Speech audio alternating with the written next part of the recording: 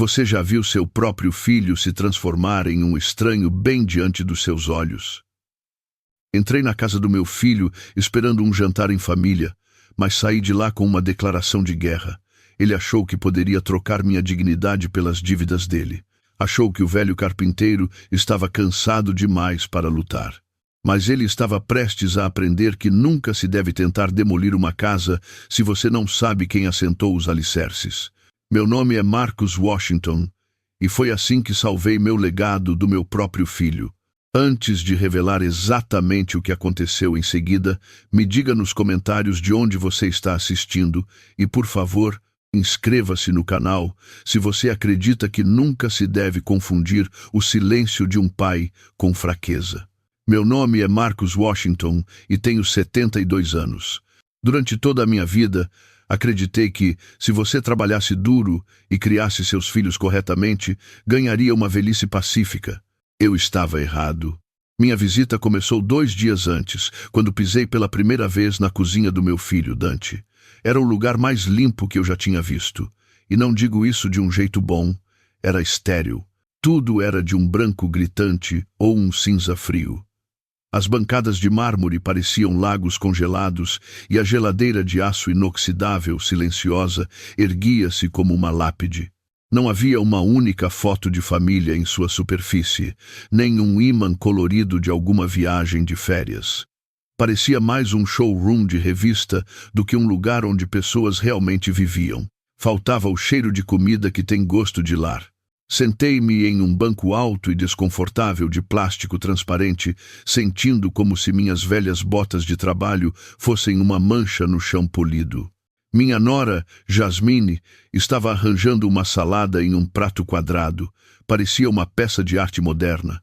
Algumas folhas verdes e fatias de abacate estavam dispostas em um leque perfeito. Ela não estava se preparando para comer. Estava tirando fotos com o celular, virando o prato para lá e para cá, buscando a luz perfeita. Dante entrou um momento depois, segurando 2 taças grandes de vinho. Ele colocou uma na minha frente.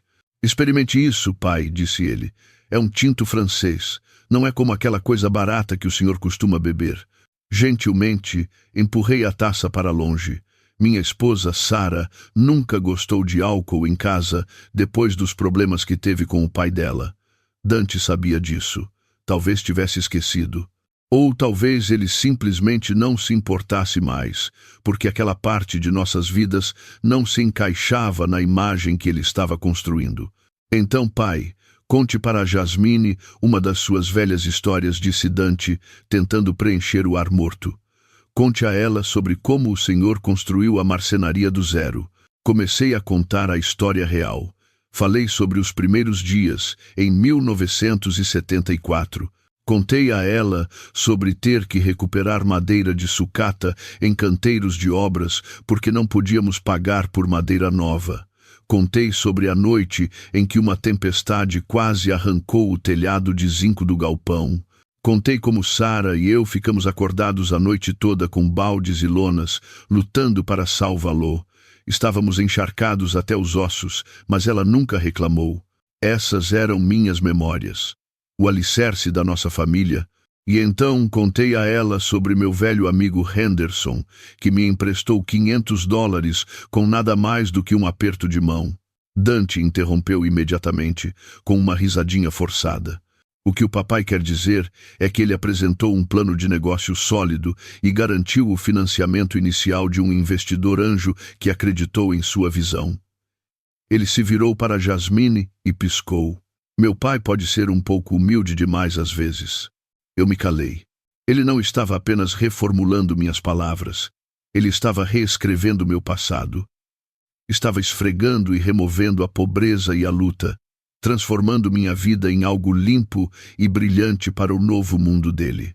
"Só estou feliz que o senhor finalmente vendeu o lugar", continuou Dante, mudando de assunto. "Era um fardo. Agora o senhor pode finalmente relaxar." Um fardo. Ele chamou o legado da minha esposa de fardo. Meu peito apertou. Olhei para o meu filho, tentando ver o garotinho que costumava correr por aquela oficina com o cabelo coberto de serragem, mas ele tinha ido embora. Em seu lugar estava um estranho que falava uma língua de dinheiro e aparências que eu não entendia. Após o jantar, Jasmine pediu licença para subir e fazer o que ela chamava de sua meditação noturna. Observei-a ir e suspeitei que sua meditação envolvia rolar o feed das redes sociais em um quarto escuro até seus olhos doerem. Isso me deixou sozinho com Dante. O ar na sala mudou no momento em que ela saiu. Passou de estranho para estritamente comercial. Dante não me ofereceu sobremesa ou café. Em vez disso, enfiou a mão em sua pasta de couro e puxou uma pilha grossa de papéis. Ele os colocou na mesa à minha frente com um baque pesado e deliberado. "O que é isto?" perguntei. "Apenas uma papelada de investimento, pai", disse ele. Sua voz soava um pouco suave demais. Era a voz que ele provavelmente usava com clientes que faziam perguntas demais. "Falei com meu consultor financeiro e eles têm um portfólio fantástico para aposentados. É risco zero com retornos constantes. Vai garantir que o senhor esteja tranquilo para o resto da vida, sem nada com que se preocupar." Ele tirou uma caneta de aparência cara do bolso do paletó. Era pesada, preta com detalhes em ouro. Ele virou a pilha de papéis até a última página e bateu o dedo em uma linha em branco ao lado do meu nome impresso. "Você só precisa assinar bem aqui. Eu cuido do resto." Olhei para os documentos. Devia haver umas 30 páginas, fácil. Estavam cheias de letras miúdas e termos jurídicos que eu nunca tinha visto antes. Os parágrafos eram blocos densos de texto que pareciam projetados para impedir que você os lesse. Estendi a mão e fechei a pasta. Puxei a pilha para mim. "Deixe-me ler primeiro", eu disse. Um lampejo de irritação cruzou o rosto de Dante. Foi rápido, como um relâmpago atrás de uma nuvem, mas eu vi. Seu sorriso desapareceu por uma fração de segundo antes de ele o colar de volta no rosto. "Pai, você não precisa fazer isso", disse ele. "É coisa complicada. É tudo linguagem padrão. Burocracia. Eu já li tudo para você. É bom para o senhor. Eu prometo." Olhei para o meu filho. Ele estava inclinado ligeiramente para a frente. Seus músculos estavam tensos. Ele parecia um corredor esperando o tiro de largada. Ele vibrava com uma energia nervosa que tentava muito esconder. "Filho", eu disse, e minha voz saiu baixa e firme. "Eu não assinei uma única coisa sem ler primeiro em 70 anos. Li o contrato do meu primeiro caminhão e a hipoteca da casa na Rua Elm 3 vezes antes de pegar a caneta. Não vou começar a assinar às cegas agora." Um novo tipo de silêncio preencheu a sala. Não era mais apenas constrangedor. Era pesado. Pressionava meus ombros. Eu podia sentir a impaciência dele emanando em ondas. Ele batia o pé silenciosamente contra a perna da mesa e estava escondendo algo. Meu pai costumava me dizer que um homem honesto nunca tem pressa. Um homem honesto tem tempo porque a verdade não expira. Mas um mentiroso está sempre correndo contra o relógio. Dante soltou um suspiro longo e frustrado. Passou a mão pelo rosto, limpando aquele sorriso falso. "Tudo bem", disse ele, levantando-se abruptamente. Sua cadeira arranhou alto contra o chão. "Mas não demore muito, pai. Boas oportunidades não esperam para sempre. O mercado se move rápido."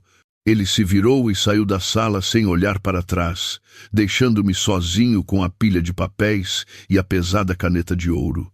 Sentei-me ali por um momento, ouvindo seus passos desaparecerem pelo corredor, e olhei para o documento à minha frente.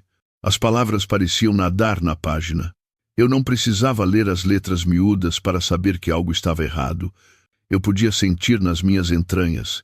Era uma sensação fria de pavor que começava a criar raízes no meu estômago. Parecia que eu tinha engolido uma pedra. Toquei o papel. Parecia frio e afiado contra as pontas ásperas dos meus dedos. Aquilo não era um presente, não era ajuda. Era uma armadilha. Eu só não sabia que tipo de armadilha era ainda. Mas, sentado naquela sala branca e estéril sob as luzes brilhantes, eu sabia de uma coisa com certeza. Eu não assinaria nada até saber exatamente o que meu filho estava tentando enterrar naquelas páginas. Para compensar a tensão, ou assim ele alegou, Dante insistiu que saíssemos para beber. Disse que queria limpar o ar e me levou a um lugar na mesma rua chamado The Velvet Room, a Sala de Veludo. Não era um bar de verdade. Não era como os lugares que eu conhecia antigamente, onde a serragem cobria o chão e o barman sabia seu nome e seu pedido antes mesmo de você se sentar. Este lugar era escuro e elegante. Tinha uma música suave tocando que soava como um batimento cardíaco lento e artificial pulsando através do assoalho.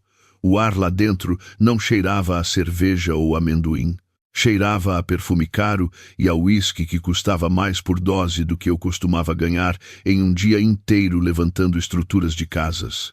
Jovens estavam por toda parte, todos vestidos com roupas alinhadas que pareciam desconfortáveis. Seus rostos eram iluminados pelo brilho azul frio de seus telefones. Eles não riam alto, murmuravam suas conversas. Pareciam estar sussurrando segredos sobre preços de ações e viagens de fim de semana para lugares que eu nunca poderia imaginar visitar.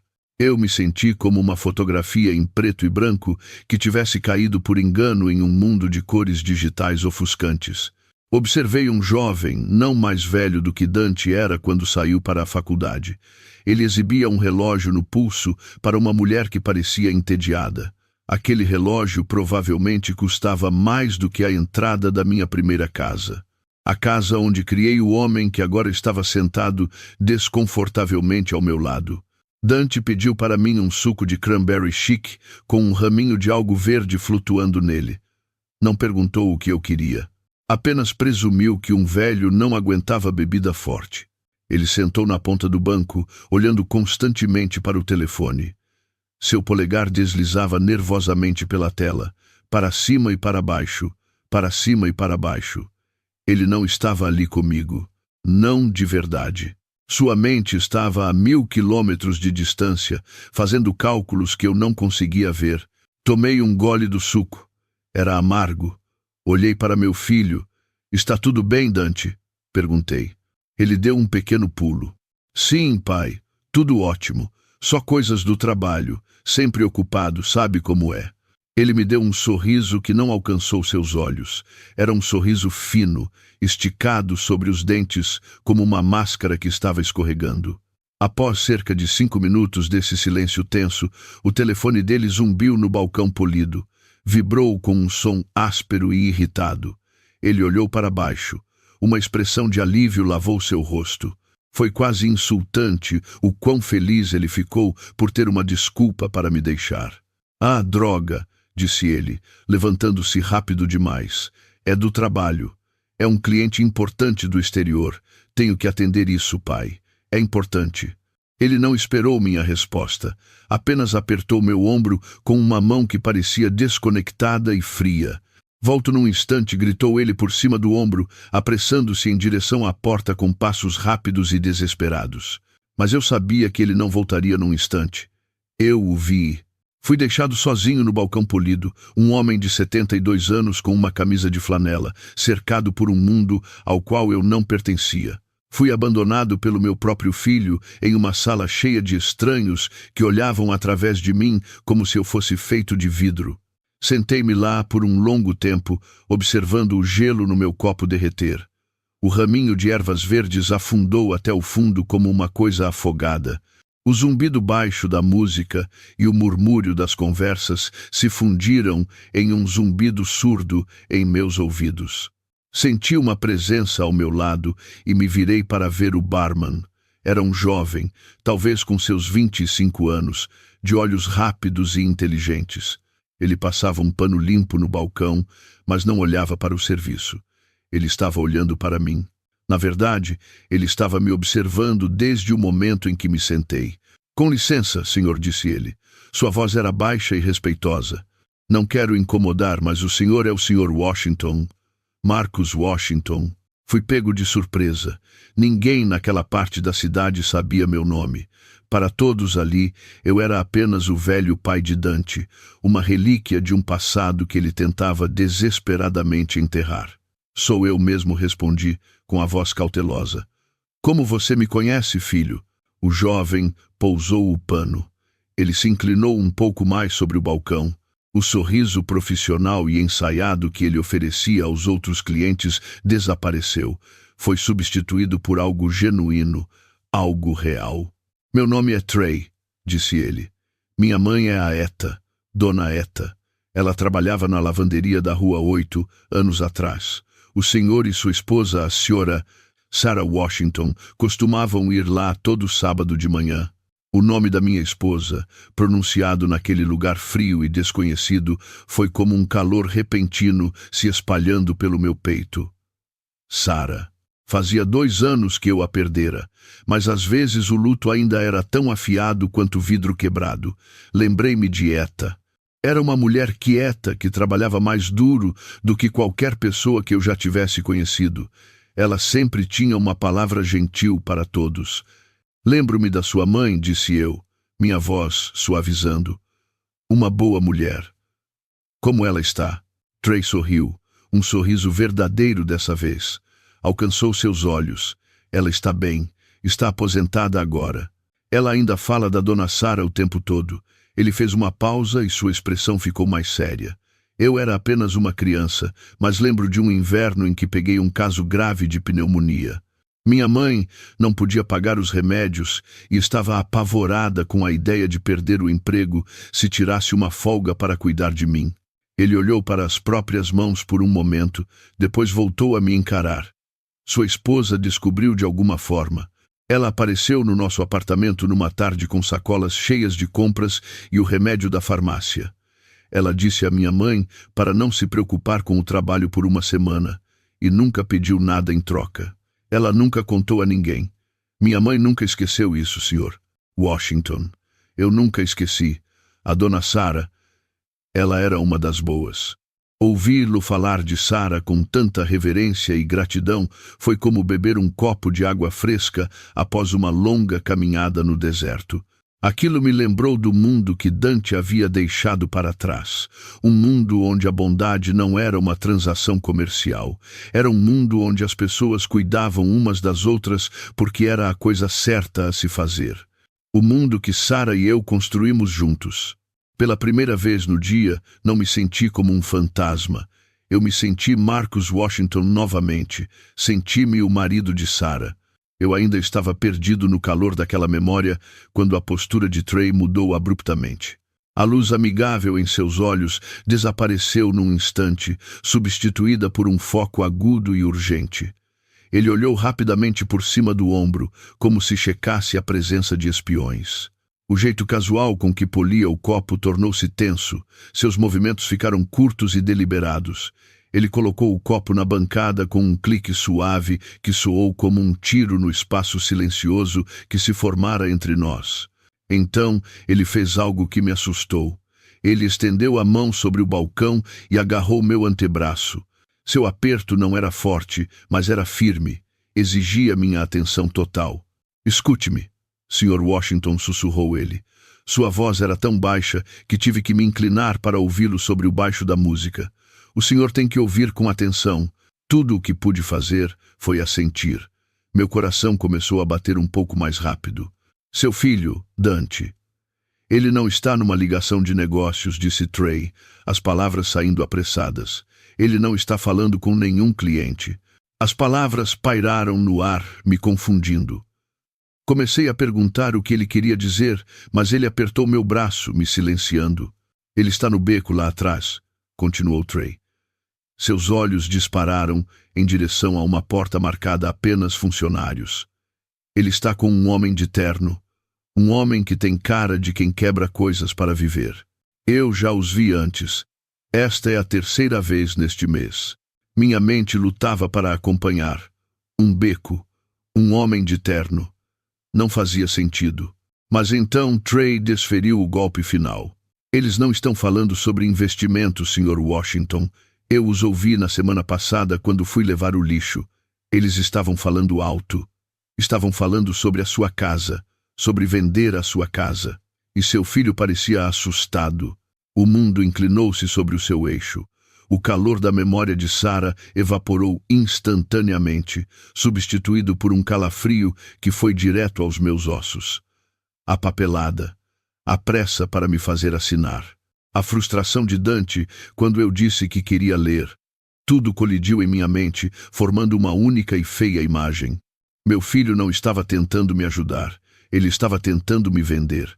Minha mente era um turbilhão, mas meu corpo sabia exatamente o que fazer. Eu não podia voltar lá para o salão. Dante veria a verdade no meu rosto. Ele veria a traição que parecia uma ferida física sangrando em meu peito. Levantei-me, deixando o suco de cranberry intocado no balcão, e caminhei em direção aos banheiros com passos firmes. Eu sentia como se o chão estivesse inclinando sob minhas botas, mas não tropecei. Dentro do banheiro, o ar era viciado e cheirava a desinfetante barato de pinho.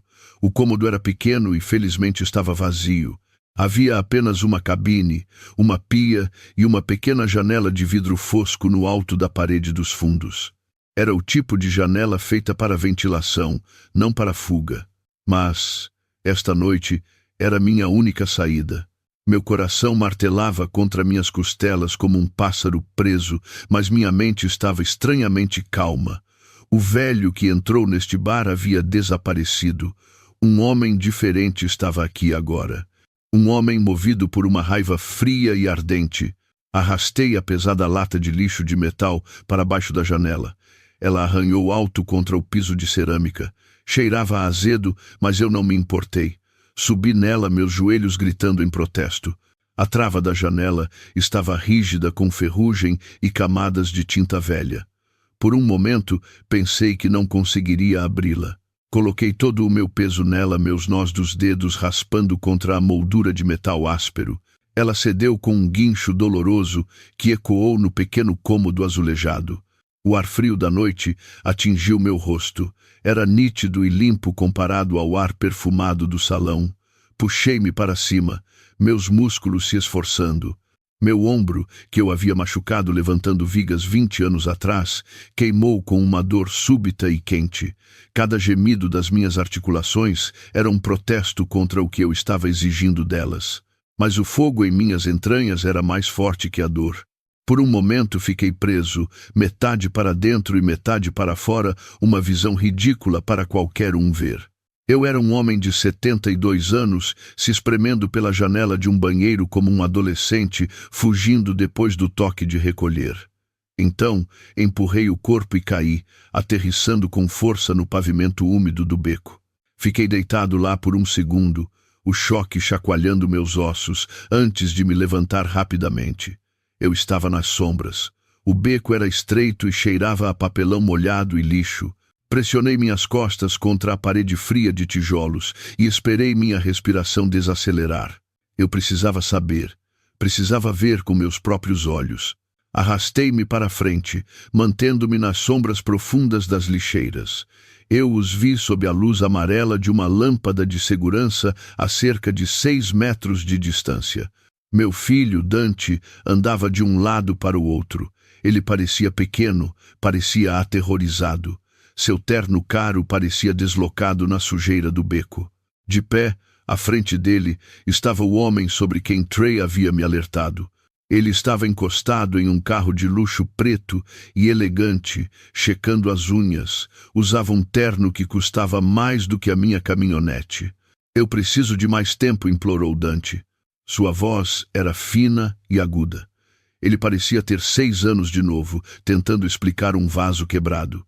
Ele é velho, ele está confuso, eu só preciso de mais alguns dias para fazê-lo assinar os papéis. Tenho que ter cuidado ou ele vai ficar desconfiado.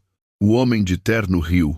Foi um som seco e frio, como folhas mortas raspando no asfalto. Ele parou de checar as unhas e olhou para o meu filho. Você não tem dias, Dante, disse o homem. Você tem 48 horas. Consiga a casa assinada ou nós tomamos todo o resto. E eu quero dizer tudo. Ouvir as palavras de Trey foi uma coisa. Ouvi-las da boca do meu próprio filho foi outra. Partiu meu coração. Meu filho não estava apenas com problemas. Ele estava me entregando para salvar a própria pele. Ele estava trocando meu santuário pela segurança dele. Observei Dante se encolher diante daquele tubarão e algo dentro de mim endureceu. A tristeza cristalizou-se em algo frio e afiado. Virei-me e caminhei noite adentro, movendo-me tão rápido quanto minhas pernas doloridas podiam me carregar. Eu tinha que chegar em casa antes deles e deitar na cama, fingindo dormir. Na manhã seguinte, fui o primeiro a acordar, mas não saí da cama. Fiquei lá, deitado, encarando o teto, ouvindo o silêncio da casa. Meus músculos doíam da escalada pela janela e meu ombro latejava com uma dor surda e persistente, mas a dor física não era nada comparada à dor em meu peito. Quando Dante finalmente bateu na minha porta, esperei um longo momento antes de responder. Deixei o silêncio se esticar entre nós, e quando finalmente falei, fiz minha voz soar fraca e fina. Não estou me sentindo muito bem, filho, disse eu, forçando uma tosse seca. Acho que vou apenas descansar hoje. Meus velhos ossos estão me dizendo para ir devagar. Ah, claro, pai. Fique na cama. Jasmine e eu traremos o café da manhã para o senhor. Eu não queria o café da manhã deles. Não queria a preocupação deles. O que eu queria era que eles saíssem da casa para que eu pudesse pensar. Uma hora depois, Jasmine entrou com uma bandeja. Trazia uma pequena tigela de aveia e um copo de suco de laranja. Ela a colocou na mesa de cabeceira com um tilintar suave. Estamos tão preocupados com você, Marcos, disse ela, a voz pingando uma doçura artificial. Ela alisou o cobertor sobre minhas pernas como se eu fosse um inválido. É importante escutar o seu corpo na sua idade. Na minha idade, as palavras deveriam soar carinhosas, mas agora eu as ouvia como realmente eram. Eram uma maneira de dizer que eu era frágil, não confiável e talvez até um pouco senil.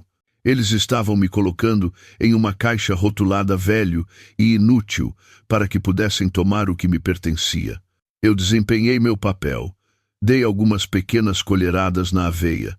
Estava morna e sem textura. Grudou no céu da boca como argila molhada. Forcei-me a engolir. Olhei para Jasmine e dei-lhe um sorriso trêmulo. Obrigado, Jasmine, eu disse. Você é boa demais para mim. Ela sorriu de volta, com uma expressão satisfeita no rosto. Ela achava que tinha controlado o problema. Achava que uma tigela de aveia e uma voz suave eram suficientes para manter o velho quieto. Dante apareceu na porta. Já estava vestido com um terno que provavelmente custava $1000. Parecia afiado e bem-sucedido, mas eu via a tensão ao redor de seus olhos. Ele era um homem andando na corda bamba. Apenas relaxe hoje, pai, disse ele. Não se preocupe com nada, especialmente com aquela papelada complicada. Eu disse ao senhor que eu cuidaria de tudo. Ele sorriu, mas seus olhos eram afiados e analíticos. Estava me observando, medindo minha reação às suas palavras. Cada palavra que ele dizia agora tinha um duplo sentido. Relaxe significava não fique desconfiado. Não se preocupe significava não pense muito. E eu cuidarei de tudo era uma ameaça. Apenas assenti lentamente, olhando para minha tigela de aveia cinzenta. Obrigado, filho, murmurei. Tenho sorte de ter você cuidando de mim. A mentira pareceu veneno na minha língua. Queimou ao descer, mas eu engoli. Eu tinha que engolir. Era a única maneira de descobrir quão profunda era aquela traição. Temos que correr para o escritório, disse Dante, checando o relógio.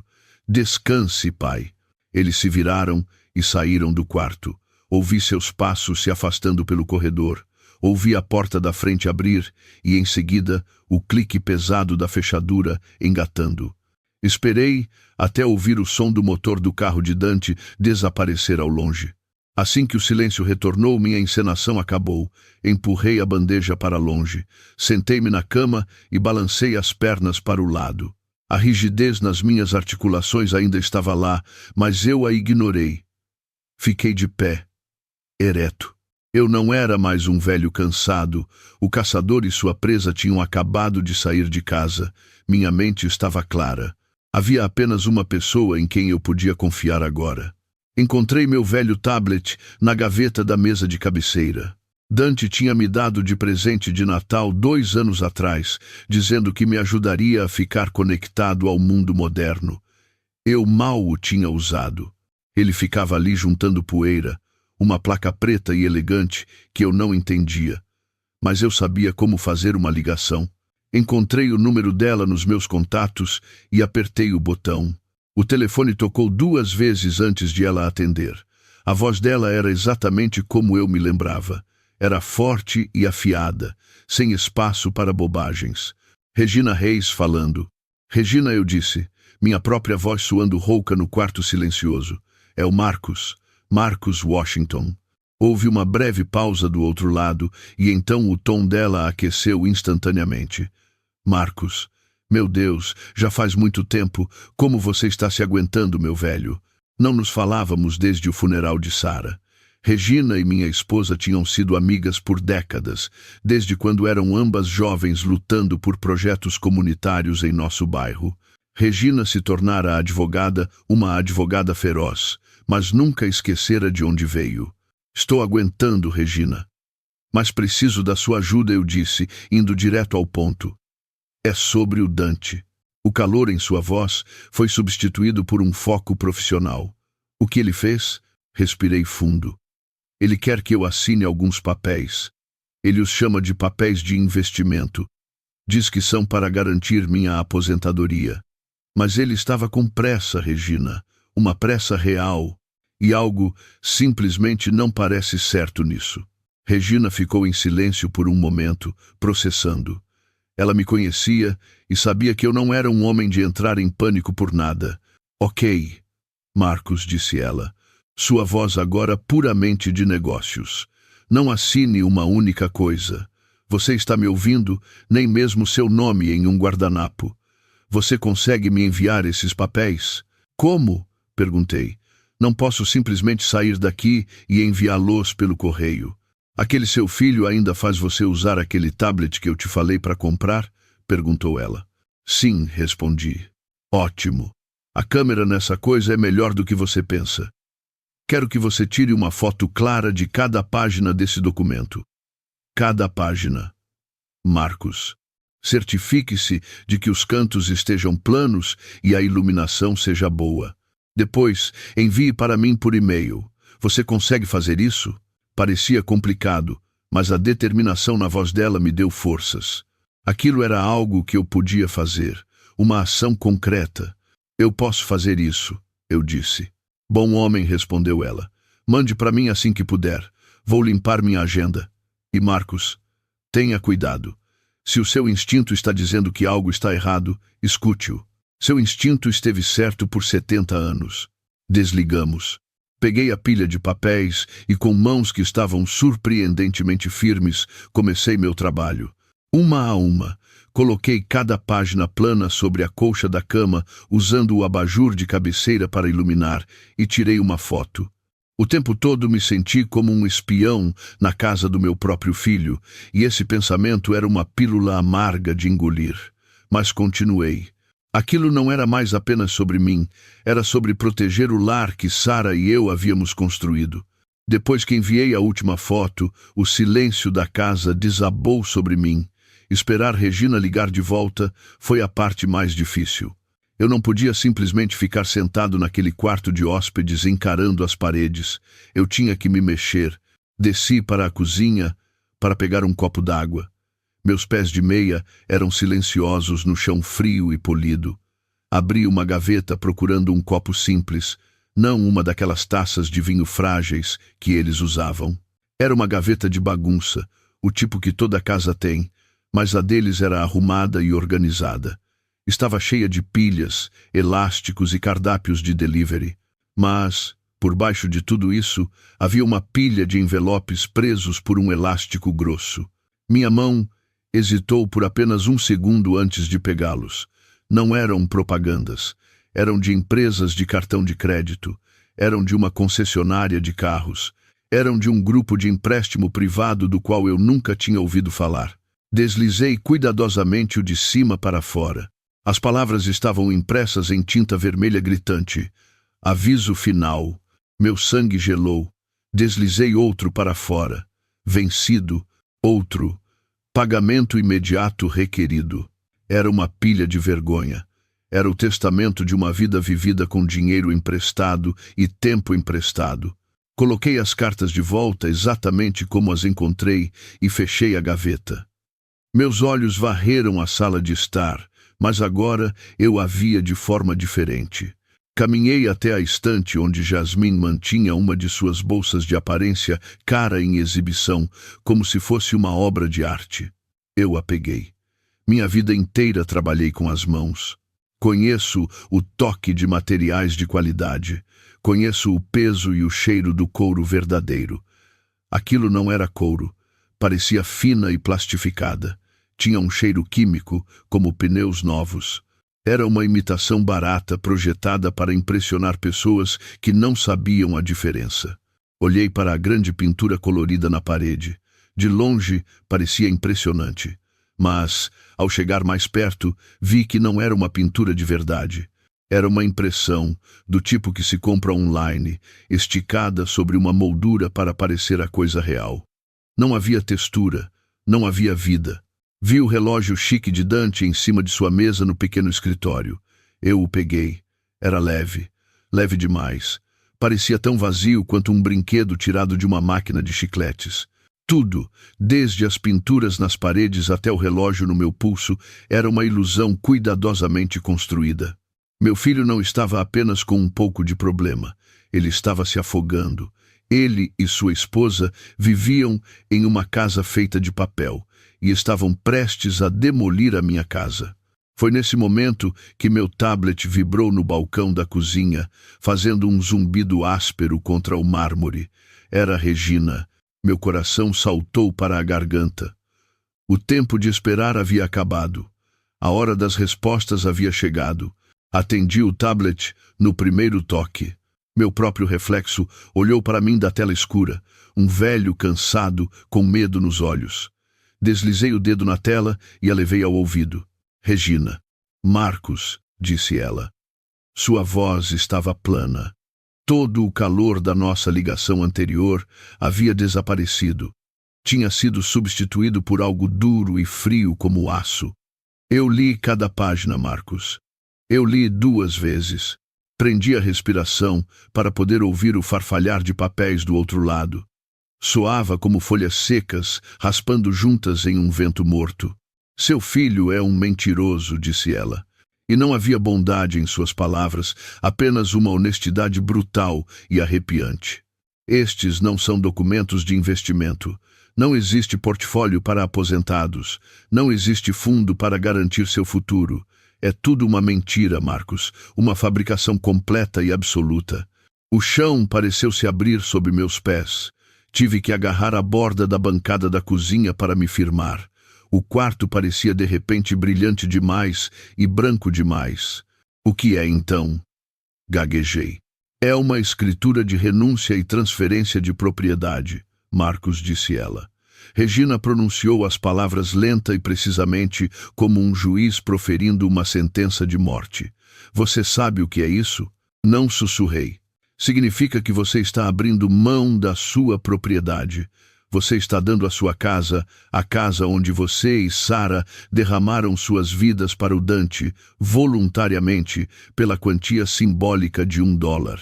Está enterrado na página 17, em um parágrafo tão cheio de jargão jurídico que foi desenhado para fazer seus olhos perderem o foco. É um truque, Marcos, uma armadilha. O truque mais velho e cruel do livro. Eu não conseguia falar. Minha garganta estava apertada, meus pulmões pareciam vazios, minha casa, o jardim de Sara com suas rosas premiadas, o balanço da varanda onde nos sentávamos nas noites de verão, ouvindo os grilos, as paredes que continham todas as nossas risadas e todas as nossas lágrimas. Ele não estava apenas pedindo ajuda, ele estava tentando me apagar, ele estava tentando roubar tudo. Uma vez que você assinar isso, Marcos, está feito. A voz de Regina cortou a névoa na minha cabeça. É legalmente vinculativo. Você estaria dando a ele tudo de boa vontade. Você não teria lar, nada.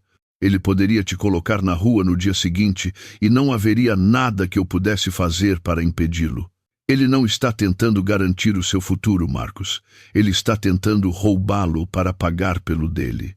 Desabei em um dos bancos frios e duros da cozinha. A bela sala estéril parecia girar ao meu redor. Pensei em Dante como um garotinho chorando em meus braços depois de cair da bicicleta. Pensei no orgulho que senti em sua formatura na faculdade, vendo-o caminhar pelo palco. Pensei em todos os sacrifícios que Sara e eu fizemos por ele, todo o amor que despejamos nele. E era assim que ele estava nos retribuindo. Essa era a gratidão dele. O choque foi tão profundo que ultrapassou a tristeza. Ultrapassou o coração partido, instalou-se profundamente em meus ossos como uma quietude fria e pesada. Era o tipo de calmaria que precede um furacão. A traição era uma coisa física. Era um peso enorme pressionando meu peito, tornando difícil respirar. Parecia que o alicerce da minha vida havia rachado. Regina ainda estava falando, me contando sobre opções legais, sobre o que poderíamos fazer a seguir. Mas eu não estava mais ouvindo de verdade. Eu estava olhando para o meu reflexo na tela preta do tablet. O medo havia desaparecido dos olhos do velho. Tinha sido substituído por outra coisa, algo duro, algo implacável. A tempestade havia chegado. Quando eles voltaram para casa naquela noite, a guerra psicológica começou. Não começou com uma batalha barulhenta ou uma discussão aos gritos. Começou com ataques pequenos, silenciosos e insidiosos, projetados para me fazer duvidar da minha própria mente. Eu estava sentado na sala de estar lendo um livro que trouxera de casa. Dante entrou, afrouxando a gravata. "Ei, pai", disse ele, com um tom casual. "Só queria avisar que coloquei suas chaves na tigela de cerâmica perto da porta. Assim o senhor sempre saberá onde elas estão. Não quero que as perca de novo." Olhei para a pequena mesa lateral bem ao lado da minha cadeira. Era onde eu tinha colocado minhas chaves. Eu as tinha colocado lá cuidadosamente, ao lado dos meus óculos de leitura, não fazia 2 horas. Ele as tinha movido. Era uma mudança minúscula no meu ambiente, mas era uma mensagem. Ele estava me dizendo que eu não estava no controle ali. Estava me dizendo que minha memória estava falhando, mesmo que estivesse afiada como uma tachinha. No dia seguinte, a situação escalou. No café da manhã, mencionei que precisava ligar para meu velho vizinho George para saber como estava a esposa dele, Martha. Ela estava indisposta com um resfriado quando saí de casa. Jasmine olhou para Dante com uma expressão de profunda e exagerada preocupação. Ela levou a mão à boca. "Marcos, querido", disse ela, a voz pingando pena. "O senhor não se lembra? Dante lhe contou ontem. A esposa do George faleceu há 6 meses. Ficamos tão preocupados com como o senhor receberia a notícia." Eu os encarei. Eu tinha falado com o George na semana passada. A esposa dele, Martha, estava bem. Ela tinha acabado de ganhar o 2º lugar na competição local de culinária com sua torta de pêssego. Eu ainda podia sentir o gosto da fatia que ela me dera. Mas ambos olhavam para mim com uma simpatia tão convincente. Olhavam para mim com tamanha tristeza gentil que, por uma fração de segundo, uma onda terrível e vertiginosa de dúvida me invadiu. Será que imaginei o telefonema? Perguntei a mim mesmo. Minha mente estava pregando peças em mim? Vi um lampejo de triunfo nos olhos de Dante antes de ele mascará-lo com um suspiro pesado. "Está tudo bem, pai", disse ele, dando tapinhas na minha mão. "A memória fica traiçoeira. Estamos aqui pelo Senhor." Eles estavam tentando construir uma jaula ao redor da minha mente, e as grades eram feitas da minha própria dúvida. Começaram a esconder coisas. Meus óculos de leitura desapareciam da mesa de cabeceira e reapareciam dentro da geladeira, ao lado do leite. Minha carteira sumia do bolso da jaqueta, apenas para Jasmine encontrar lá no açucareiro. Cada vez, eles trocavam olhares preocupados e me tratavam como uma criança a quem não se podia confiar nem os próprios cadarços. O ataque mais cruel, no entanto, veio do telefone de Jasmine. Naquela noite, vi-a digitando furiosamente, com um sorrisinho triste no rosto. Algumas horas depois, meu tablet vibrou com uma notificação. Um amigo do meu antigo bairro havia compartilhado uma postagem da página pública de Jasmine. Havia uma foto minha. Tinha sido tirada naquela manhã, quando eu olhava pela janela, pensando no meu próximo passo. A luz me pegou de um jeito que me fazia parecer cansado e perdido. A legenda abaixo era uma obra-prima de crueldade. É uma das jornadas mais difíceis que uma família pode enfrentar, escreveu ela. Cuidar de um pai que está desaparecendo aos poucos. Alguns dias são mais claros que outros. Nós valorizamos cada momento lúcido, cada memória a qual ele ainda consegue se agarrar.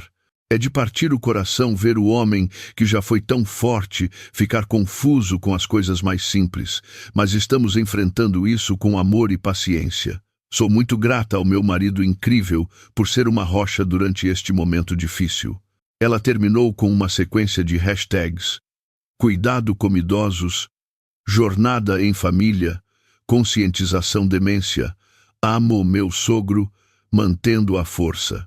Ela estava pintando uma narrativa pública, estava contando ao mundo que Marcus Washington estava perdendo a cabeça, criando uma história que faria qualquer um, até mesmo um juiz, questionar minha competência.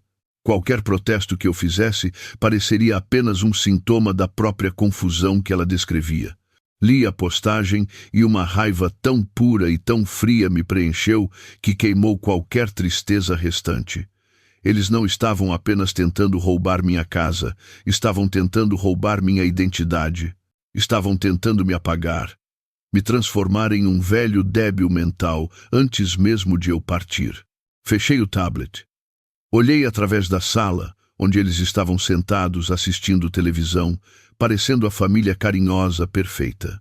Deixei uma expressão levemente confusa e vaga se instalar em meu rosto. Se eles queriam que eu fosse um velho esquecido, então é exatamente isso que eu seria. Eu jogaria o jogo deles. Eu seria o melhor maldito velho confuso que eles já tinham visto. E de dentro da minha jaula, feita por eles, eu encontraria uma maneira de despedaçar o mundo inteiro deles. Abracei o papel que haviam escrito para mim. Na manhã seguinte, desci as escadas e perguntei a Jasmine que dia era. É quarta-feira, Marcus, disse ela pacientemente, como se falasse com uma criança pequena. Assenti, servi uma xícara de café e me sentei.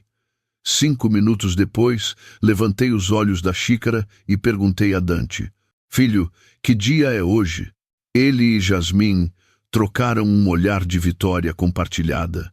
É quarta-feira, pai, disse Dante, sua voz lenta e gentil. Do jeito que a Jasmine acabou de contar para o senhor. Olhei para a mesa, fingindo confusão. Ah, certo. Claro. Por dentro, eu era uma mola comprimida pronta para disparar. Um velho esquecido é invisível. Ele é inofensivo. Então, tornei-me invisível. Arrastei os pés quando andava. Deixei minha boca ficar um pouco aberta quando assistia televisão. Tornei-me um fantasma na casa deles. E o tempo todo eu estava ouvindo. Ouvi seus telefonemas sussurrados sobre taxas de juros. Ouvi Dante implorando ao homem do beco por apenas mais alguns dias. Eles viam um velho frágil em uma cadeira, mas não viam o homem lá dentro juntando as peças do desespero deles. As noites eram as mais difíceis. Na terceira noite, esperei até a casa cair em silêncio. Deslizei para fora da cama e peguei o tablet da mesa de cabeceira. Esgueirei-me para o banheiro de hóspedes e sentei na borda da banheira. O brilho fraco da tela era a única luz. Comecei com o que eu sabia. Digitei o nome de Dante e o nome de sua empresa financeira. O primeiro resultado foi o site da empresa. Era brilhante e profissional, cheio de fotos sorridentes. Era a face pública, a bela mentira. Abri uma nova aba de pesquisa. Digitei o nome de Dante novamente, mas adicionei outras palavras: dívida, processo, golpe. Por um longo tempo não encontrei nada. Era como uma fortaleza digital. Mas eu era paciente. Passei 50 anos aprendendo a encontrar o ponto fraco em um pedaço de madeira. Eu encontraria o ponto fraco ali também. E então, eu o encontrei. Era um link para um fórum online obscuro para investidores. A manchete era simples: aviso sobre o grupo financeiro Washington. Meu coração começou a bater mais rápido. Cliquei no link. Um usuário escreveu sobre como havia perdido toda a sua pensão em um fundo de tecnologia de alto risco que a empresa de Dante havia recomendado. Ele chamou Dante de predador. Embaixo, havia dezenas de respostas. Uma viúva que perdeu o seguro de vida, um jovem casal que perdeu a entrada da casa própria. Era um cemitério de sonhos destruídos, todos levando de volta ao meu filho. Em um dos tópicos, um usuário mencionou credores agressivos que começaram a ligar depois que o fundo colapsou. Ele mencionou uma empresa chamada Apex Holdings. Digitei Apex Holdings na barra de pesquisa. O site era austero e intimidador, e na página da equipe eu o vi. Era o homem do beco. Sua foto estava lá, um retrato profissional frio. Ele tinha os olhos de um tubarão. Seu nome era Julian Cross. Agora eu o tinha. Pesquisei Dante Washington e Julian Cross juntos. A fortaleza desmoronou. Encontrei registros públicos de garantias contra os bens de Dante e vi os números, as sequências de zeros que representavam o buraco que meu filho havia cavado. Finalmente entendi. O relógio falso. A bolsa de imitação. A necessidade desesperada de manter as aparências. Eles não estavam apenas vivendo além de suas possibilidades. Eles estavam sendo caçados. Julian Cross era o caçador e meu filho era sua presa. E o preço pela liberdade do meu filho era a minha casa. Desliguei o tablet e o pequeno banheiro mergulhou na escuridão. Fiquei sentado na borda da banheira, sozinho com a verdade. O choque havia desaparecido. A tristeza havia desaparecido. Tudo o que restava era uma clareza fria e dura. Eu sabia o que estava enfrentando e sabia com absoluta certeza o que tinha que fazer. Naquela tarde, coloquei meu plano em ação. Arrastei os pés para fora do meu quarto e encontrei Dante em seu escritório, olhando atentamente para a tela do computador. Encostei-me no batente da porta, certificando-me de parecer um pouco instável em meus pés. Filho, disse eu, minha voz suave e nostálgica. Estive pensando na sua mãe. Ele se virou. Sua máscara profissional instantaneamente substituída por uma de preocupação cautelosa. O que tem ela, pai? Há algumas coisas, eu disse, olhando para o nada, distante, algumas das coisas antigas dela, seus álbuns de fotos, aquela caixinha de música boba que dei a ela no nosso primeiro aniversário. Elas ainda estão na casa.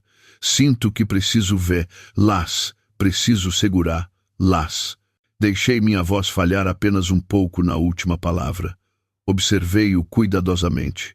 Vi o cálculo em seus olhos. Ele pensou que isso fosse um sinal de fraqueza sentimental. Viu outro sintoma do meu declínio. Mas ele também viu uma oportunidade. Claro, pai, disse ele, a voz suave como mel. Claro, podemos ir amanhã. Não, disse eu, um pouco rápido demais. Suavizei meu tom imediatamente. Não, filho. Sinto que preciso ir agora. Por favor. Simplesmente parece importante. Ele concordou. Eu sabia que concordaria. Em sua mente, levar o velho confuso em uma viagem pela estrada da memória só o tornaria mais maleável. Isso me tornaria mais disposto a assinar aqueles papéis.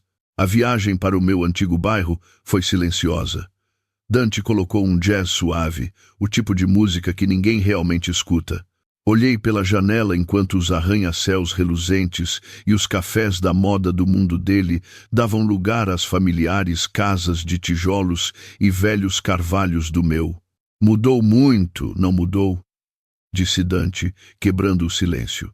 Todos esses lugares antigos estão sendo comprados. Os valores das propriedades estão indo às alturas. O Senhor foi esperto em segurar o seu lugar por tanto tempo, pai. Apenas balancei a cabeça. Ele achava que estava falando sobre imóveis. Mas eu ouvi o verdadeiro significado. Você foi esperto em segurar isso para mim. Sua mãe amava esta rua, eu disse calmamente, sem olhar para ele. Ela conhecia cada vizinho. Conhecia cada gato de rua. Ela era uma grande mulher, disse Dante, as palavras soando ocas e ensaiadas. Ela sempre quis o melhor para nós. Sim, ela queria, respondi, virando-me para olhar para ele pela primeira vez. Ela estava sempre pensando no futuro e garantindo que a família estivesse protegida. Ele sorriu, ignorando completamente o aviso em minha voz. Ele pensou que eu estava apenas relembrando o passado. Não tinha ideia de que eu estava lhe contando o seu futuro. Quando Dante destrancou a porta da frente, o ar que me atingiu foi o ar da minha própria vida. Era um cheiro de madeira velha e partículas de poeira dançando no sol da tarde. Era o leve cheiro persistente do lustramóveis de limão de Sara. Era o cheiro de lar. Depois do silêncio frio e estéril da casa de Dante, esse silêncio era diferente. Era um silêncio pacífico. Era uma quietude cheia de memórias. Cada rangido das tábuas do assoalho sob meus pés era uma saudação familiar. Vi o leve arranhão na parede onde um Dante de 7 anos havia batido seu caminhão de brinquedo. Vi o lugar gasto na poltrona onde Sara costumava sentar e ler por horas. Esta casa não era apenas um edifício. Era um registro vivo do nosso amor e das nossas lutas. Dante me seguiu parecendo impaciente, checando o telefone. Ele não via o que eu via. Para ele, aquilo era apenas uma propriedade velha. Era uma coleção de ativos. Para mim, era solo sagrado. Caminhei direto para o nosso quarto. Estava exatamente como o tínhamos deixado. A velha colcha que a avó de Sara fizera ainda estava dobrada cuidadosamente sobre a cama. A cama em si foi a primeira peça de mobília que compramos juntos. Parecia pequena, mas robusta. Ela nos sustentou na doença e na saúde por quase 50 anos. Não hesitei. Desci de 4, ignorando o protesto agudo de minhas articulações. O espaço embaixo da cama estava escuro e empoeirado. Estiquei meu braço na penumbra, meus dedos procurando, e então eu senti. Senti o metal frio e liso da velha caixa de lata. Era uma coisa simples, decorada com rosas pintadas desbotadas. Sara costumava guardar os cartões de receita da avó nela. Enquanto eu a puxava para a luz, meu coração martelava. Parecia mais pesada do que eu me lembrava. Esta caixa era mais do que apenas memórias. Era uma mensagem do passado. Era a última jogada de Sara em um jogo que ela sabia que talvez tivéssemos que jogar um dia. Era o seu mecanismo de segurança. Sentei-me no chão do nosso antigo quarto, cercado pelas partículas de poeira dançando nos raios de sol. Meus dedos tremiam levemente enquanto eu levantava a trava enferrujada da caixa de lata. Um perfume subiu para me encontrar. O cheiro de papel velho e ervas secas, o fantasma sutil de canela. Era o cheiro de Sara. No topo estava exatamente o que eu esperava.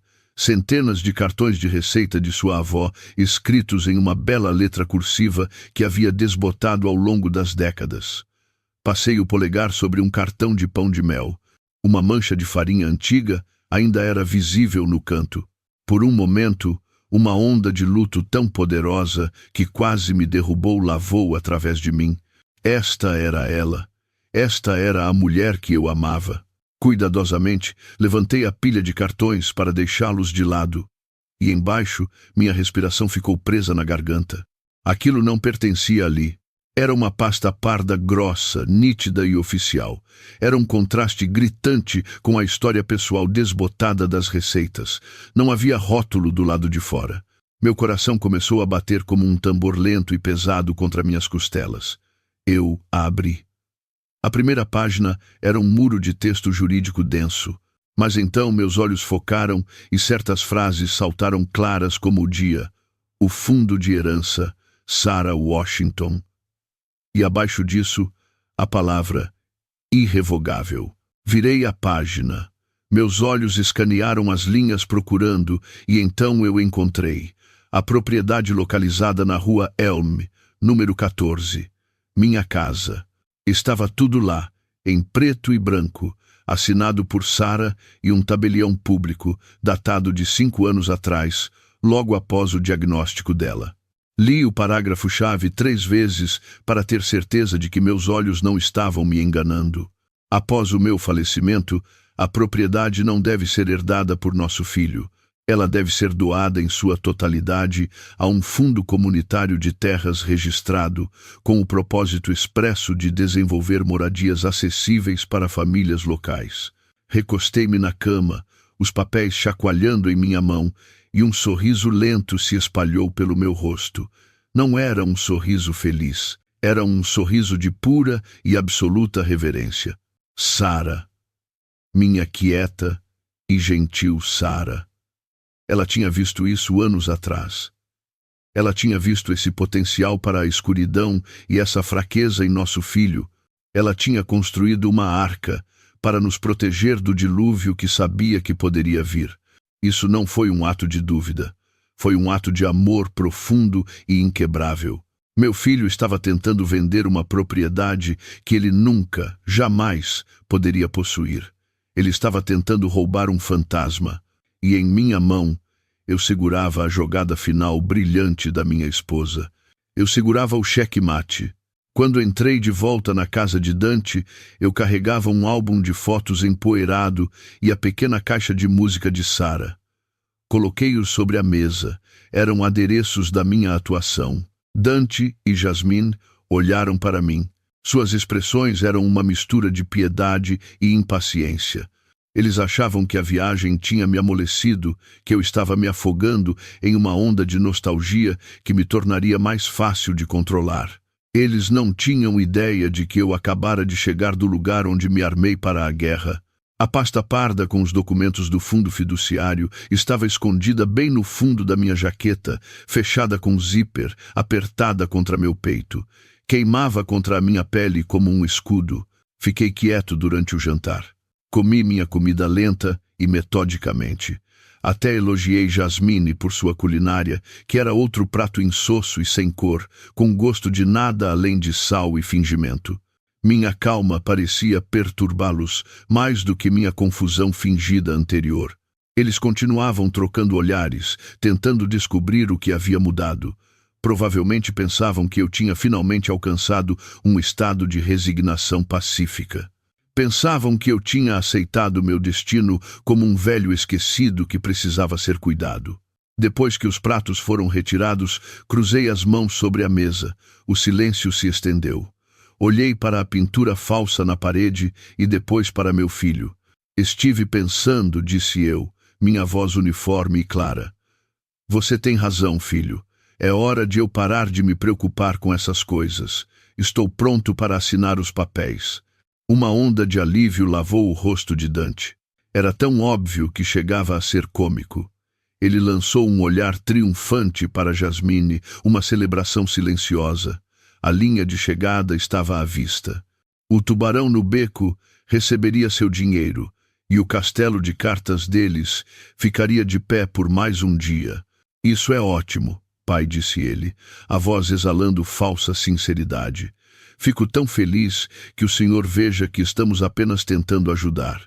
Eu vejo, disse eu, olhando-o diretamente nos olhos. Mas tenho duas condições. O sorriso em seu rosto se contraiu apenas um pouco. Os músculos de sua mandíbula trabalharam.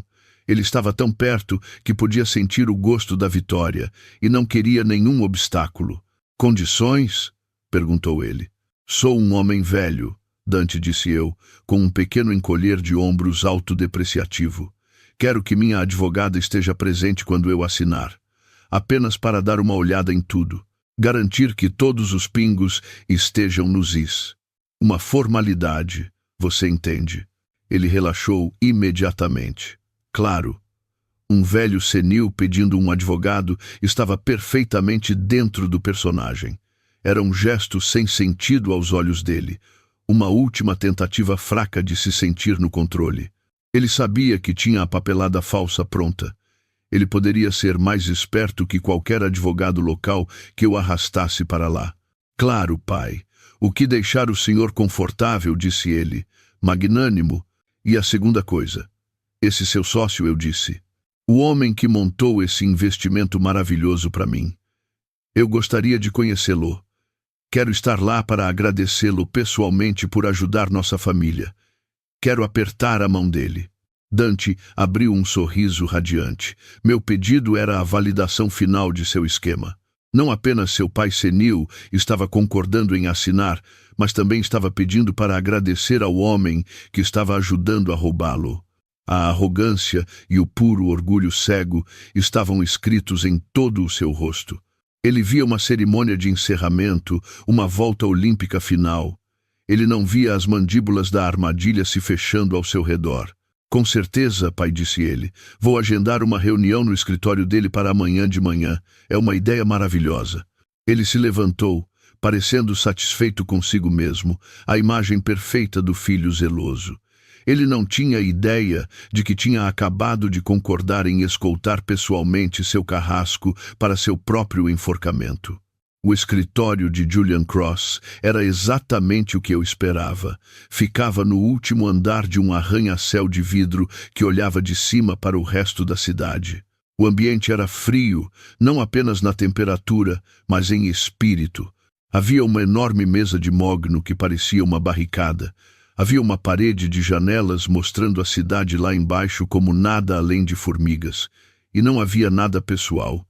Nenhuma foto de família, nenhuma bagunça. Era o covil estéril de um predador. Nós chegamos primeiro. Dante entrou marchando como se fosse o dono do lugar. Um sorriso largo e confiante estava colado em seu rosto. Jasmine estava ao lado dele, vestida em um terno branco impecável, parecendo uma mulher que tinha acabado de ganhar na loteria. Eles zumbiam com uma energia nervosa e triunfante. Achavam que aquela seria a coroação deles. Entrei, arrastando os pés atrás deles, apoiando-me um pouco pesadamente na minha bengala, desempenhando meu papel até o fim. Olhei ao redor daquela sala grande e intimidadora, com olhos arregalados e levemente confusos. Toquei o couro de uma cadeira como se nunca tivesse visto tamanho luxo. Julian Cross entrou um momento depois. Ele era exatamente como eu me lembrava do beco. Era alto e estava impecavelmente vestido em um terno que cintilava sob as luzes. Ele tinha olhos que não apenas olhavam para você, eles avaliavam você. Eles calculavam o seu valor em segundos. Ele apertou a mão de Dante com um charme liso e ensaiado. Dante, um prazer, disse ele, a voz num ronronar baixo e suave. E este deve ser o homem do momento. Ele virou seu sorriso de tubarão para mim. Era um sorriso cheio de dentes, mas sem nenhum calor. Dante riu, um pouco alto demais. Pai, este é o Sr. Cross, o homem que está nos ajudando a garantir o seu futuro. Apenas balancei a cabeça lentamente, olhando para ele por baixo das sobrancelhas. Não ofereci minha mão. Apenas segurei minha bengala com mais força. A última a chegar foi Regina. Ela entrou e toda a atmosfera da sala mudou. Ela não estava sorrindo. Carregava uma pasta de couro gasta e usava um terno escuro simples que significava negócios. Ela irradiava uma autoridade quieta e inabalável que fazia o escritório caro de Julian parecer barato. Ela assentiu secamente para Julian e Dante, depois veio e parou ao lado da minha cadeira. Os dois lados estavam reunidos. De um lado estavam Dante e Jasmine, transbordando arrogância e ganância. Do outro lado estávamos Regina e eu, armados com nada além da verdade. O ar estava denso de mentiras e expectativa. A tempestade havia chegado. Julian Cross recostou-se em sua enorme cadeira de couro e uniu as pontas dos dedos. Ele olhou para Dante com um ar de proprietário presunçoso. Bem, então começou ele, a voz suave como óleo. Vamos tratar do agradável negócio em questão? Temos diante de nós uma simples escritura de renúncia e transferência. Uma formalidade para transferir a residência do Sr. Washington para os cuidados de seu filho. Dante, se você pudesse apenas passar os documentos para o seu pai. Dante estendeu a mão avidamente para os papéis que Julian estava empurrando pela mesa. Sua mão tremia levemente de excitação, mas antes que seus dedos pudessem tocá-los, Regina colocou a mão espalmada sobre a pasta, parando-a completamente. Isso não será necessário, disse ela. Sua voz não era alta, mas cortou a sala como o bisturi de um cirurgião. Dante congelou, a mão pairando no ar. O sorriso perfeito de Jasmine vacilou. Julian ergueu uma única sobrancelha questionadora. Peço perdão, disse ele. Regina o ignorou. Ela abriu sua própria pasta gasta e puxou uma única pasta grossa. Era a pasta parda que estava escondida na caixa de lata de Sarah. Ela a colocou na mesa com um baque suave e definitivo. Parece que temos um mal-entendido sobre a propriedade do imóvel, disse Regina, com os olhos fixos em Dante. Meu cliente, o Sr. Washington, não pode assinar uma escritura de renúncia para a propriedade na rua Elm, número 14, por uma razão muito simples. Ela fez uma pausa, deixando o peso das palavras afundar na sala. Ele não é o dono. A mudança no rosto de Dante foi um espetáculo lento e agonizante. Primeiro, houve confusão. Então, quando Regina abriu a pasta, a confusão transformou-se em descrença. Ele estava prestes a falar, a descartar aquilo como absurdo senil, mas Regina começou a ler. O fundo de herança Sarah Washington, leu ela, sua voz soando com clareza cristalina. Um fundo irrevogável estabelecido há 5 anos. O único ativo deste fundo é a propriedade localizada na rua Elm, número 14. O rosto de Dante ficou branco. Não pálido, mas de um branco cadavérico e fantasmagórico. O filho confiante e bem-sucedido desapareceu instantaneamente. Foi substituído por um menino aterrorizado, pego em uma mentira. Ele olhou para os papéis, depois para mim, seus olhos arregalados com um horror súbito e nauseante. Jasmine não entendia os termos legais, mas entendia a expressão no rosto do marido. O brilho triunfante em seus olhos morreu. Dante, sussurrou ela, a voz um fio fino. Do que ela está falando? Julian Cross não estava mais sorrindo. A máscara do empresário charmoso havia caído completamente. Seus olhos agora estavam estreitos, frios e intensamente focados nos documentos nas mãos de Regina. O tubarão sentira cheiro de sangue, mas não era o meu. Ele olhou para Dante e pela primeira vez viu um lampejo de raiva predatória genuína. Ele tinha sido enganado. Regina olhou apenas para Dante. O que isso significa, Dante, disse ela, sua voz desprovida de qualquer piedade, é que esta casa não pertence ao seu pai nos últimos 5 anos. Ela pertence a um fundo que sua mãe criou para proteger o legado da família. Seu pai não pode te dar o que ele não tem. Ela fechou a pasta. Você está tentando vender uma casa que nunca foi sua para começar. O silêncio que se seguiu foi absoluto. Dante estava congelado, um homem quebrado. Mas Regina não havia terminado. Ela desferiu o golpe final e esmagador. Veja bem, disse ela, a voz caindo para um tom baixo e gélido. O que você fez aqui, Dante, é mais do que apenas uma mentira. Quando você cria conscientemente um documento fraudulento para uma propriedade sobre a qual não tem direito legal, com a intenção de usar LA como garantia, isso se chama fraude bancária. Ela fez uma pausa, deixando a gravidade da situação preencher a sala. E quando a entidade que você está fraudando é um fundo fiduciário, isso eleva o crime significativamente. Não estamos mais falando de uma questão civil. Estamos falando de um crime federal. Essa foi a palavra que quebrou o feitiço. Federal. Jasmine emitiu um som pequeno e ferido, como um animal morrendo. Não, choramingou ela. Não. Mas foi Julian Cross quem reagiu primeiro. O tubarão estava circulando e agora atacava. Ele disparou da cadeira, sua postura calma desaparecendo instantaneamente. Foi substituída por uma fúria crua. Eu não tenho parte nisso, rosnou ele. Apontou um dedo trêmulo para Dante. Esse vermezinho veio até mim. Ele jurou que a casa era dele, livre e desimpedida. Ele me trouxe documentos falsificados. Ele mentiu para mim. Julian olhou para Regina, com os olhos em chamas. Eu sou a vítima aqui. Eu fui enganado. O caos irrompeu.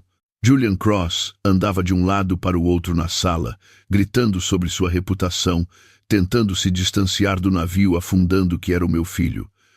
Mas minha atenção foi para Jasmine. Ela foi a primeira a quebrar. Seus soluços escalaram para um colapso histérico completo. Aquela não era a tristeza quieta e digna sobre a qual ela postava online. Aquele era o som cru e feio de um mundo acabando. Sua maquiagem começou a escorrer, esculpindo riscos pretos em suas bochechas. Seu terno branco perfeito agora parecia um figurino para uma tragédia. Nossa viagem para Aspen, lamentou ela. As palavras revelaram tudo. Ela não estava chorando pela traição do marido ou pela minha dor.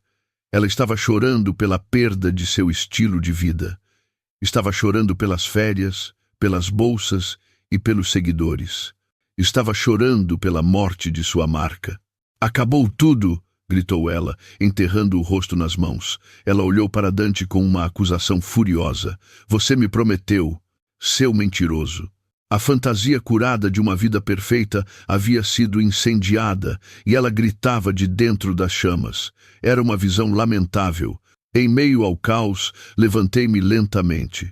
A bengala na qual eu me apoiava agora parecia o cetro de um rei. Todos os olhos na sala se voltaram para mim. O quarto ficou quieto. Não olhei para Julian ou Jasmine. Olhei para o meu filho. Ele estava largado na cadeira, uma versão oca do homem que fingia ser. Encarava o chão, incapaz de encontrar meu olhar. Sua mãe. Comecei, minha voz quieta, mas preenchendo a sala. Sua mãe sempre viu o melhor em você, Dante, mesmo quando você não conseguia ver em si mesmo. Ela sabia que você tinha um bom coração, mas também conhecia o seu orgulho. Ela sabia que o seu medo do fracasso poderia levá-lo por um caminho sombrio. Dei um passo mais perto, ficando de pé sobre ele, não como um vencedor, mas como um pai. Ela não criou esse fundo para punir você. Ela o criou para proteger você. Ela sabia que este mundo de dinheiro fácil e sucesso falso poderia engoli-lo inteiro. Respirei fundo, sentindo o peso da verdade. Sua mãe estava tentando proteger o legado da família, Dante. E esse legado não é uma casa. É sobre integridade. É sobre saber a diferença entre o que é real e o que é apenas para exibição. Enfiei a mão no bolso e puxei minha velha carteira gasta. Tirei um único cartão de visita amassado e coloquei-o na mesa, na frente dele. Era do Fundo Comunitário de Terras, a organização que agora possuía nossa casa. Ela lhe deixou uma oportunidade, filho, disse eu suavemente. Um caminho de volta. Você poderia ir até eles. Ofereça-se para ajudar. Dante olhou para o cartão, trêmulo. Balance um martelo. Aprenda o que realmente significa construir algo real com as próprias mãos. Não por dinheiro e não para mostrar, mas para a sua própria alma. A escolha é sua. Eu não precisava prestar queixa. O mundo que ele construiu para si mesmo já era sua prisão. Eu apenas lhe entreguei a chave. Se ele escolheria usá-la, dependia dele. Sem dizer mais nada, virei-me e caminhei em direção à porta. Regina me seguiu, sua mão descansando brevemente no meu ombro. Não olhei para trás para os destroços que estava deixando. Caminhei para fora daquela torre de vidro fria e entrei no sol da tarde. Pela primeira vez em muito tempo, senti-me em paz. Eu não havia destruído meu filho. Eu havia protegido o legado da minha esposa e defendido minha dignidade. A ordem havia sido restaurada. E essa foi uma vitória que valia mais do que qualquer casa ou qualquer quantia de dinheiro. Passamos a vida tentando construir castelos para nossos filhos, mas muitas vezes esquecemos que, sem um alicerce de caráter, esses castelos estão apenas esperando para desabar. Aprendi que amar seu filho às vezes significa deixar as paredes caírem ao redor dele. É a única maneira de ele aprender a pegar um tijolo e construir algo real com as próprias mãos. A verdadeira riqueza não é o que você exibe para estranhos em uma tela. É a confiança silenciosa de saber que sua vida é sólida o suficiente para resistir à tempestade. Não construa uma vida para uma plateia. Construa uma vida em que você possa realmente viver. Agora, eu tenho uma pergunta para você. Fiz a coisa certa ao deixar meu filho enfrentar as consequências sozinho, ou eu deveria ter feito mais para salvá-lo, apesar de sua traição? Deixe-me saber seus pensamentos nos comentários abaixo. E se esta história tocou você, por favor, clique no botão de curtir e inscreva-se no canal.